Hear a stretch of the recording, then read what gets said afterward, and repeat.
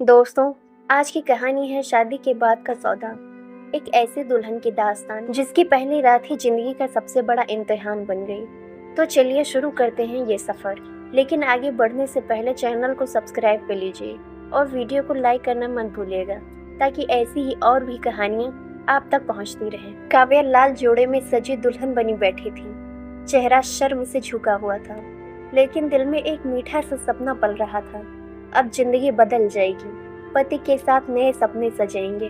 दूल्हा अभिनव जब पहली बार कमरे में आया तो काव्या ने उम्मीद से नजरें उठाईं, लेकिन उसकी आंखों में न मोहब्बत थी न अपनापन, बस ठंडी सी औपचारिकता।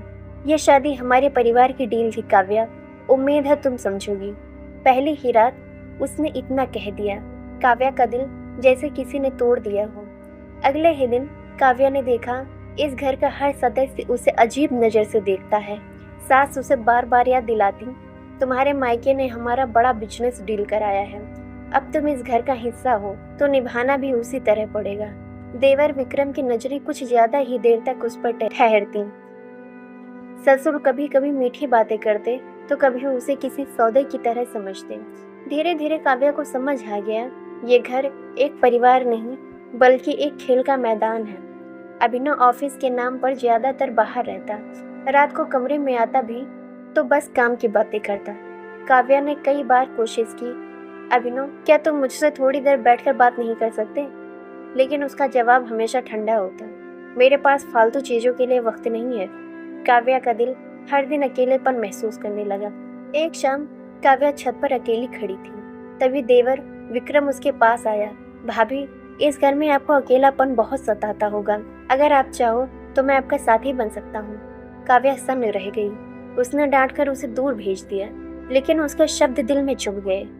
क्या सच में वो अकेली रह गई थी? क्या यही उसकी शादी थी? दिन बीतते गए, अभिनव और काव्या के बीच दूरी बढ़ती गई। ससुराल वाले हर मौके पर उसे याद दिलाते कि वह सिर्फ एक सौदा है। धीरे धीरे काव्या के भीतर खालीपन इतना गहरा हो गया कि उसने महसूस किया किसी का साथ चाहिए। इसी बीच विक्रम बार बार उसके करीब आने लगा, कभी किताब पकड़ाकर हाथ छू लेना, कभी कमरे में मदद के बहाने आना। काव्या ने पहले नजरअंदाज किया, लेकिन एक रात उसका अकेलापन उसकी मजबूरी बन गया। वो रात दोनों के लिए अलग थी। काव्या ने खुद को पहली बार किसी के करीब पाया, और वो उसका पति नहीं बल्कि उसका देवर था।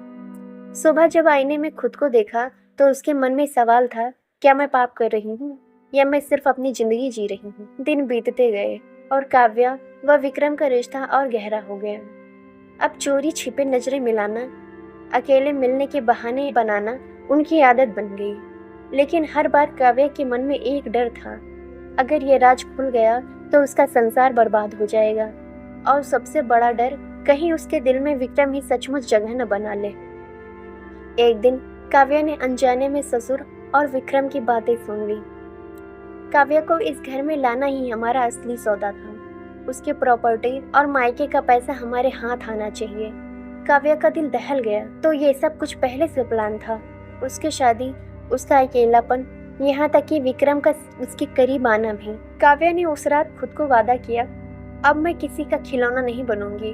अगर ये लोग मुझे सौदे की तरह देख रहे हैं तो अब मैं खेल को अपने तरीके से खेलूंगी। उसकी आंखों में पहली बार डर नहीं, आग थी। अब सवाल ये है, क्या काव्या सच में विक्रम के प्यार में डूब चुकी है, या वो सिर्फ इस घर के खेल को पलटने के लिए उसका इस्तेमाल कर रही है? क्या उसका पति कभी सच जान पाएगा? और क्या काव्या इस सौदे को तोड़कर अपनी जिंदगी की असली मालकिन बन पाएगी? काव्या अब घर वालों के असली इरादे जान चुकी थी, लेकिन विक्रम अब भी उसके करीब आने की कोशिश करता रहा। एक रात उसने काव्या का हाथ पकड़ लिया और बोला, भाभी, चाहे लोग कुछ भी कहें, मैं आपको सच में चाहता हूँ। ये खेल आपके लिए खेल नहीं, मोहब्बत है। काव्या ने उसकी आंखों में देखा, क्या सचमुच, या ये भी उसी सौदे का हिस्सा है? दिल कहता था कि विक्रम झूठ नहीं बोल रहा, लेकिन दिमाग अब भी शक में था।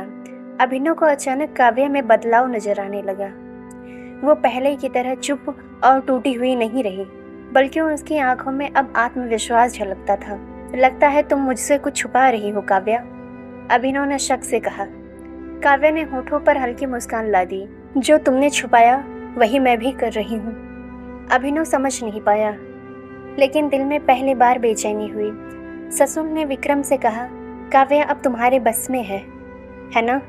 हमें उसके मायके की जायदाद अपने नाम करनी है। विक्रम चुप रहा। उसकी आंखों में उलझन थी। क्या वो काव्या को परिवार के प्लान के लिए इस्तेमाल करे या सच में उसके साथ खड़ा हो जाए? काव्या दूर से ही ये सब सुन रही थी। उसने तय कर लिया था, अब वो किसी की मोहर नहीं बनेगी, बल्कि इस खेल की बाजीगर बनेगी। काव्या अब जान चुकी थी कि पूरा घर उसे एक मोहरे की तरह देख रहा है, लेकिन विक्रम के सामने उसका दिल बार बार हार जाता। एक रात जब दोनों अकेले थे, काव्या ने धीमी आवाज में कहा, अगर ये भी सौदा है तो बता दो, मैं दोबारा खुद को धोखा नहीं दूंगी। विक्रम ने उसकी टुड्डी उठाकर आंखों में देखा। मैंने कई गुनाह किए होंगे, लेकिन तुम्हें पाने की ख्वाहिश सौदा नहीं, ये मेरा जुनून है। काव्या का दिल जोर से धड़कने लगा। उसकी सांसों में अब डर से ज्यादा चाहत थी। अभिनव को धीरे धीरे सब अजीब लगने लगा। काव्या की आंखों में चमक, उसके चेहरे की नई रौनक, ये सब उसे बेचैन कर रहा था। एक शाम उसने सीधे काव्या से पूछ लिया, तुम्हारी ये मुस्कान किसके लिए है? मेरे लिए तो नहीं। काव्या ने होठों पर हल्की मुस्कान रखी और बिना जवाब दिए वहां से चली गई। अभिनव को गुस्सा अब शक में बदल चुका था। काव्या ने अब ठान लिया था कि वो इस घर के सौदे को अपने तरीके से पलटेगी। उसने मायके के कागजात पर साइन करने से साफ मना कर दिया। मैं किसी को अपनी जायदाद नहीं दूंगी। ससुर गुस्से से लाल हो गए। विक्रम बीच में आया और बोला, अगर काव्या को जबरदस्ती की तो मैं सबके सामने सच बोल दूंगा। पूरा घर सन्न रह गया। काव्या की आंखों में अब पहली बार जीत की चमक थी। उस रात हवेली के आंगन में हल्की बारिश हो रही थी। काव्या अकेली खड़ी भीग रही थी, जैसे अपने दर्द को धोना चाहती हो। तभी विक्रम पीछे से आकर उसका हाथ पकड़ लेता है। काव्या, अब और मत रो, तुम्हारा हर आंसू मेरे लिए जहर है। काव्या ने उसे रोकना चाहा, लेकिन दिल की सारी मजबूत दीवारें ढह गईं। बारिश की बूंदों के बीच उसने पहली बार खुद को पूरी तरह विक्रम के हवाले कर दिया। अब उनके बीच न कोई दीवार बची थी, न कोई डर, बस एक ख्वाहिश जिन्हें दोनों रोक नहीं पाए। अगली सुबह काव्या ने देखा ससुर और अभिनव गुपचुप मीटिंग कर रहे थे। विक्रम बेवकूफ बना रहा है, काव्या को अपने जाल में फंसा रहा है और हमें प्रॉपर्टी का रास्ता खोल देगा। काव्या के पैरों तले जमीन खिसक गई। तो क्या विक्रम की मोहब्बत अब भी एक चाल थी? उसका दिल चीख उठा, लेकिन जुबान बंद रही। अभिनव ने उस काव्या पर नजर रखना शुरू कर दिया। उसने नौकरों से कहा, काव्या की हर हरकत मुझे बताना। उसी रात जब काव्या और विक्रम अकेले मिल रहे थे, तभी अचानक दरवाजे पर किसी की परछाई पड़ी। दोनों सन्न रह गए। क्या ये अभिनव था या ससुर? काव्या का दिल जोर से धड़कने लगा। अगर ये सच सामने आ गया तो उसका रिश्ता ही नहीं, उसकी जिंदगी भी बर्बाद हो जाएगी। काव्या ने विक्रम का सामना किया। क्या ये सब तुम्हारी चाल थी?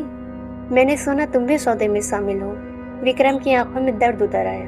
हाँ, शुरुआत में मैं भी इस खेल का हिस्सा था, लेकिन काव्या, तुम्हारे साथ रहते रहते सौदा मोहब्बत में बदल गया। अब मैं सिर्फ तुम्हें चाहता हूँ। काव्या का दिल दो हिस्सों में बट गया। क्या वो इस इकरार पर भरोसा करे या उसे भी झूठ माने? अभिनव ने दोनों को रंगे हाथों पकड़ लिया। तो ये चल रहा है मेरी बीवी और मेरे भाई के बीच। हवेली में हंगामा मच गया।